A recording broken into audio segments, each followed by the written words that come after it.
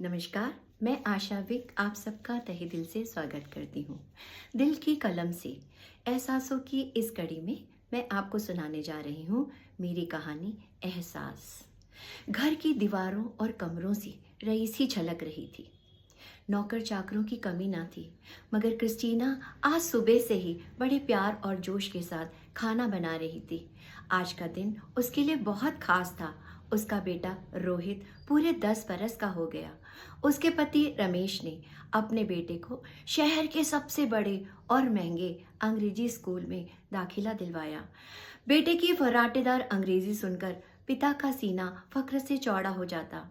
Christina ने खाना मेज पर लगाकर सबको बुलाया। बहुत प्यार से खीर का चम्मच अपने बेटे रोहित के मुंह की तरफ बढ़ाया। रोहित ने झल्लाकर मां के हाथ को झटक दिया। चम्मच दूर जा गिरा। रोहित ने गुस्से से खड़े होकर टेबल पर पड़ी प्लेट को जमीन पर पटकते हुए गुस्से से कहा, फिर वही घटिया छोले पूड़ी और खीर। I hate this. You old fashioned mom, you have spoiled my body and my mood. I hate this. I hate you. I hate you. I hate you. वो चिड़चिड़ाता पैर पटकता अपने कमरे की तरफ चला गया। रमेश ने क्रिस्टीना के आंसू भरे चेहरे की तरफ देखा। बेटे की अंग्रेजी का एक एक शब्द उसके कानों में पिघले शीशे की तरह घुलता चला गया। एक टीस सीने से उठी और वो भारी कदमों से बिना कुछ कहे अपने कमरे की तरफ बढ़ गया। कहते हैं जब वक्त का तमाचा इंसान के चेहरे पर पड़ता है तो उसकी आवाज़ नहीं होती, मगर वो आपकी रूह को झकझोर देता है। रमेश कुछ ऐसे ही एहसासों से गुजर रहा था। बेटे के किए हुए आज के इस व्यवहार से मन बेलगाम घोड़े की तरह दौड़ रहा था। कच्ची सड़कों, कच्ची गलियों, कच्चे घर से गुजरता हुआ वो उस आंगन तक जा पहुंचा जहां उसका बचपन गुजरा था। आंगन के कोने में बना हुआ मिट्टी का चूल्हा, जिसमें अम्मा उपले और लकड़ियां जलाकर खाना बनाती थी। चूल्हे पर पड़ी दाल, मिट्टी के तंदूर से बनती रोटियां, सिलबट्टे से पिसती आम, धनिया, पुदीने और मिर्ची की चटनी और उससे निकलने वाली खुशबू पेट में कुलबुलाहट पैदा करती।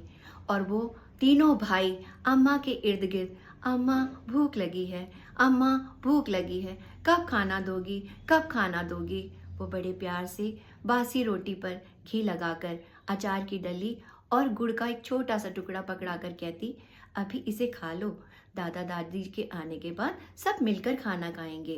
दादाजी, दादी जी और पिताजी के आते ही अम्मा का घूंघट और बड़ा हो जाता। वो बड़े प्यार से आसन बिछाती, थाली परोसती, तवे से उतरती हर गरम रोटी पर घी लगाती और दादी माँ हर रोटी पर अम्मा को आशीष देती जाती। अरे मेरी बहू इतने प्यार से इतना स्वादिष्ट खाना मुझे रोज खिलाती है, मैं हर रोज ही ज़्यादा खा लेती हूँ। अम्मा के चेहरे पर एक प्यारी सी मुस्कुराहट घूंघट के पीछे से भी झलक जाती। दादा दादी के बाद वो बड़े प्यार से हम तीनों को खाना खिलाती। एक और करके उनका हाथ हमारे मुंह तक बढ़ता जाता। मुझे गोद में बिठाकर कहती, कितना दुबला हो गया है मेरा लल्ला। अच्छा जल्दी से अब ये दूध का गिलास भी पी ले, मैंने इसमें बादाम पीस कर डाले हैं। वक्त बहुत प्यार से गुजर रहा था। अचानक गांव में प्लेग फैला। घर घर लाशों के ढेर लग गए। दादाजी, दादी जी, पिताजी और मेरे दोनों भाई काल का ग्रास बन गए। अम्मा तो बावली सी हो गई, हर वक्त मुझे सीने से लगाए रहती, कहीं इस आखिरी निशानी को भी ना खो दे। कुछ समय के बाद उन्होंने सरपंच चाचा की मदद से मुझे शहर के हॉस्टल में भर्ती करवा दिया। गांव से रिश्ता अब धीरे धीरे कम होने चला था। अब घी रगी रोटियां अच्छी नहीं लगती थी। पिज्ज़ा और बर्गर जो सिर चढ़कर बोलने लगे थे। अम्मा का प्यार से बना हुआ बादाम और आटे का हलवा भी नहीं भाता, मगर फिर भी वो बड़े प्यार से थोड़ा सा खा ले करके अपना हाथ मेरे मुंह की तरफ बढ़ाती और मैं गुस्से से माँ के हाथ को झटक कर कहता, बस करो माँ, ये चोचले, अब मैं बड़ा हो गया, प्लीज़। मेरा दिमाग खराब हो जाता है, मुझे गुस्सा आने लगता है। माँ का चेहरा उतर जाता, मगर दूसरे ही पल उसके चेहरे पर एक प्यारी सी मुस्कुराहट आती। वो अपना हाथ नचाकर कहती, अरे तुम्हारा ये पलीज वलीज हमको नहीं समझ आता, और हाँ तुम कितने ही बड़े क्यों ना हो जाओ, रहोगे तो हमारे लल्ला ही। वक्त गुजरता गया, पढ़ाई खत्म हुई और शहर में नौकरी लग गई। अम्मा बूढ़ी हो चली थी, बार बार कहती, बेटा तेरा ब्याह कर दूं तो चैन की नींद सो।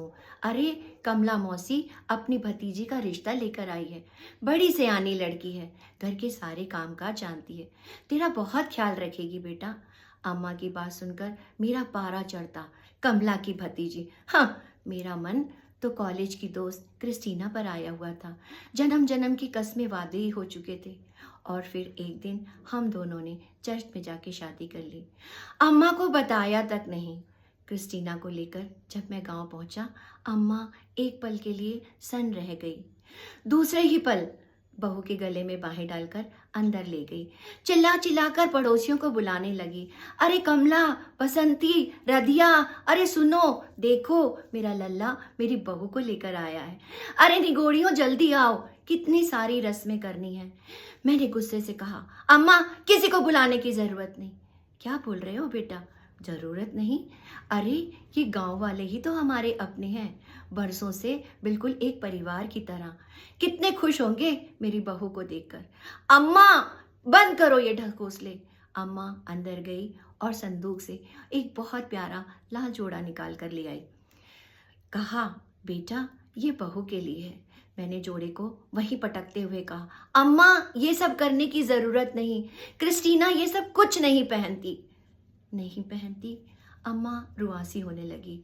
आंसू आंखों में भर आए, छुपाने की बहुत कोशिश की, आंचल चेहरे पर डाल लिया और कहा, अच्छा मैं जल्दी से हलवा बनाती हूँ, बहू का मुंह मीठा कराना है, आज पहली बार घर आई है। हलवा! मैंने फिर गुस्से से अम्मा को पकड़कर झल्ला कर कहा, कोई जरूरत नहीं उस घटिया हलवा बनाने की। अम्मा मेरे इस व्यवहार से सहम गई, रुआसी होकर हाथ जोड़कर कहा, तुम ही बताओ लल्ला, हम क्या करें? कुछ करने की जरूरत नहीं, बस तुम्हें बताने आए थे, अब जा रहे हैं। क्रिस्टीना चलो उठो। अम्मा सहमी सहमी सी पीछे आ रही थी, उसका दिल टूटा, मुझे आवाज सुनाई नहीं दी। अम्मा के दिल पर क्या गुजर रही थी मुझे सोचने की जरूरत नहीं थी। पीछे पीछे आई अम्मा, हाथ उठे दुआओं के लिए, कहा, खुश रहो सुखी रहो, पर मुंह से कोई आवाज नहीं निकली। मैं वापस शहर आ गया। कुछ समय के बाद अम्मा परलोक सिधार गई। आज बेटे के व्यवहार ने अम्मा के चेहरे को मेरी आंखों के सामने कर दिया। कितना दुख दिया था मैंने, कितना रुलाया था माँ को, मगर फिर भी वो मुस्कुराती रही, सिर्फ मेरी खुशियों के लिए। दिल चाह रहा है अभी दौड़कर गांव चले जाऊं, अम्मा से लिपटकर फूट फूट कर रहूं और कहूं, अम्मा सिर्फ एक बार मुझे माफ कर दो, एक बार अम्मा अपने हाथों से हलवा बनाकर मुझे खिलाओ। मगर मैं जानता हूँ अब वो कभी नहीं आएगी, चली गई मेरा इंतज़ार करते करते और मुझे पश्चाताप की आग में जलने के लिए अकेला छोड़कर। बहुत जल्द आपसे फिर मुलाकात होगी मेरी नई कहानियों और कविताओं के साथ। तब तक के लिए धन्यवाद।